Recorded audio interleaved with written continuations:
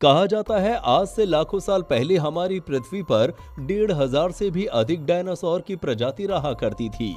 लेकिन आज से लाखों साल पहले पृथ्वी पर घटी एक खतरनाक खगोलीय घटना की वजह से हमारी पृथ्वी से उस प्रजाति का नामो निशान खत्म हो गया, जिसे आज हम डायनासोर के नाम से जानते हैं। ऐसे में आप सभी के मन में भी कभी न कभी ये सवाल जरूर आया होगा कि क्या डायनासोर के काल का कोई भी जानवर आज तक हमारी पृथ्वी पर जिंदा है? तो इसका जवाब है हाँ। और आज के इस वीडियो में हम आपको डायनासोर के खत्म होने से लेकर डायनासोर के उस प्रजाति के बचे रहने तक की कहानी को बताएंगे। ये कहानी आज से लाखों साल पहले उस वक्त शुरू हुई जब हमारी पृथ्वी पर डायनासोर का राज चलता था। उस दिन भी सब कुछ बिल्कुल ठीक था। वही नदियाँ, वही सूर्य की किरणें, वही पक्षियों की चहचहाट और चारों तरफ डायनासोर अपनी जिंदगी को आराम से बिता रहे थे। किसी को इस बात की जानकारी नहीं थी कि महज कुछ ही मिनट की दूरी पर मौत तेज रफ्तार से उनकी तरफ बढ़ रही है। मौत का एक ऐसा साजो सामान जो सुदूर अंतरिक्ष से पृथ्वी की तरफ 20 किलोमीटर प्रति सेकंड की रफ्तार से बढ़ रहा था, जिसे आप एक भारी भरकम उल्कापिंड भी कह सकते हैं। वैज्ञानिक बताते हैं कि अंतरिक्ष में एक उल्कापिंड अपने रास्ते से भटक कर पृथ्वी की कक्षा में आ गया, जिसके बाद पृथ्वी के गुरुत्वाकर्षण बल उस उल्कापिंड को अपनी तरफ खींचने लगी। उल्कापिंड का आकार लगभग 15 किलोमीटर चौड़ा था। जैसे जैसे वो उल्कापिंड पृथ्वी के करीब आ रहा था, उसकी रफ्तार बढ़ती चली जा रही थी और जैसे ही वो उल्कापिंड पृथ्वी के वातावरण में दाखिल हुआ, उल्कापिंड आग के गोले में बदल गया। उल्कापिंड का हवा के साथ घर्षण इतना तेज हो गया था कि उल्कापिंड सूर्य से भी अधिक चमकीला हो गया।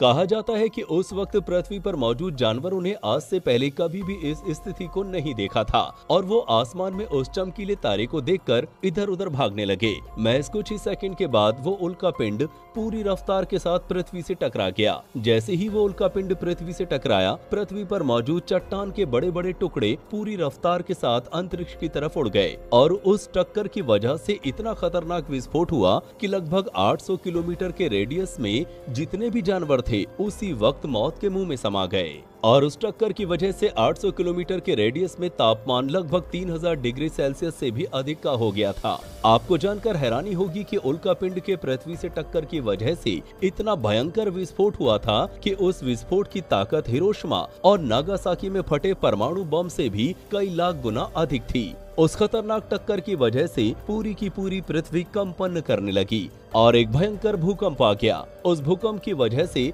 महासागरों और समुद्रों में तेज लहरें उठने लगी और उन लहरों ने पृथ्वी के अधिकतर भाग को जलमग्न कर दिया। लेकिन ये तो उस वक्त की कहानी का महज एक ट्रेलर था। वे सभी जानवर जो उल्कापिंड के टकराए हुए जगह से 800 किलोमीटर के रेडियस से बाहर थे, वो किसी न किसी तरह से तो बच गए, लेकिन उनके लिए अभी आसमान से मौत बरसनी बाकी थी। उल्कापिंड के टक्कर से पृथ्वी पर मौजूद जितनी भी चट्टान अंतरिक्ष की तरफ उड़ गई थी, वे सभी चट्टान पृथ्वी के गुरुत्वाकर्षण बल की वजह से वापस पृथ्वी की ओर बढ़ने लगी। हवा से टकराकर वे सभी चट्टान आग के गोले में बदल गई और पृथ्वी पर आग की बारिश होने लगी। इस बारिश की वजह से पृथ्वी पर मौजूद लगभग 80% डायनासोर की प्रजाति पूरी तरह से खत्म हो गई, लेकिन 20% डायनासोर की आबादी फिर भी अपने आप को बचाने में कामयाब हो गई। उल्कापिंड के पृथ्वी से टकराने के बाद धूल का एक भयंकर गुबार उठा था। कहा जाता है कि इतनी अधिक मात्रा में चीजों के जलने की वजह से इतना अधिक धुआं पैदा हो गया था कि पूरी पृथ्वी पर अंधेरा छा गया था।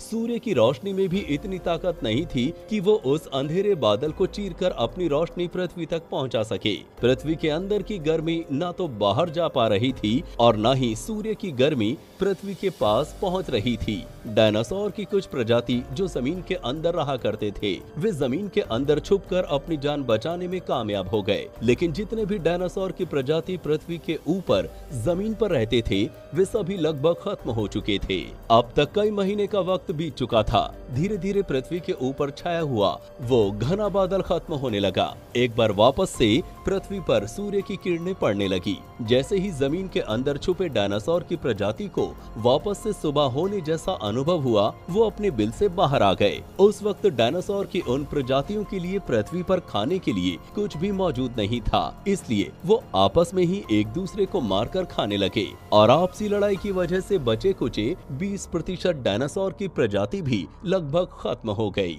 लेकिन जमीन के अंदर रहने वाले कुछ डायनासोर की प्रजातियों ने अपने आप को फिर भी बचा लिया और धीरे धीरे उनका क्रमिक विकास होने लगा। धीरे धीरे चारों तरफ हरियाली हो गई। एक बार फिर से पहले जैसा माहौल बन गया। उस भयंकर त्रासदी की वजह से जो भी जानवर जिंदा रह गए थे, अब उनकी वजह से नई प्रजातियों का विकास होने लगा। वैज्ञानिकों का कहना है कि इस वक्त हमारी पृथ्वी पर जो पक्षियों की प्रजाति पाई जाती है वो सभी भूतकाल के डायनासोर ही हैं। हमारी जमीन के अंदर पाए जाने वाले कुछ रेंगने वाले जानवर डायनासोर के काल से ही इस पृथ्वी पर रहते आए हैं।